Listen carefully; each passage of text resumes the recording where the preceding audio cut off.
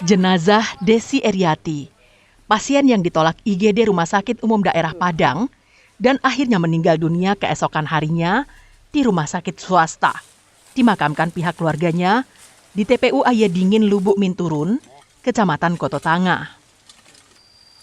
Pemakamannya diiringi oleh ratusan pelayat dari keluarga dan kerabat dekat.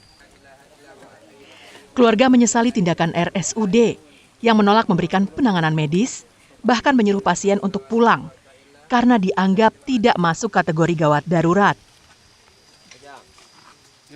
Pihak yang menjaga tersebut, menjaga rumah sakit, katanya tidak masuk dalam kategori emergensi sehingga dipulangkan. Usai tidak menjadi emergensi, lalu kan otomatis kakak ini pulang.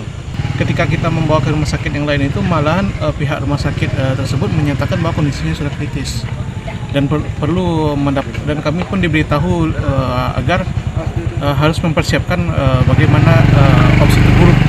Ternyata memang benar setelah mendapatkan perawatan dan segala macamnya jam 12.31 kakak ini meninggal. Namun tuduhan yang dilontarkan keluarga korban dibantah oleh manajemen RSUD Dr. Rasidin. Menurut direkturnya, saat korban diantar ke IGD, secara medis kondisinya tidak dalam keadaan darurat. Sesuai SOP di RSUD itu, Desi Eriati tak perlu dirawat dan dianjurkan untuk pulang ke rumah. Hal itu dilakukan setelah dokter di IGD melakukan pemeriksaan awal selama 1 jam. Hasil diagnosanya, tim medis tidak menemukan gejala gawat darurat. Petugas IGD menyarankan agar keluarganya melakukan pengobatan dasar ke puskesmas agar bisa dirujuk ke RSUD untuk menggunakan kartu Indonesia Sehat yang dimilikinya. Berobatnya ke puskesmas untuk kembali gitu, karena kan kalau di dosanya ISPA kan memang dia bisa diobatkan di puskesmas. Kalau dari kita kayak kawan-kawan pasien bisa berjalan ke rumah sakit. Maksudnya kan setelah yang kita itu kan setelah keluar dari rumah sakit ya Pak ya gitu. Misalnya kita kan tidak seperti itu kondisinya.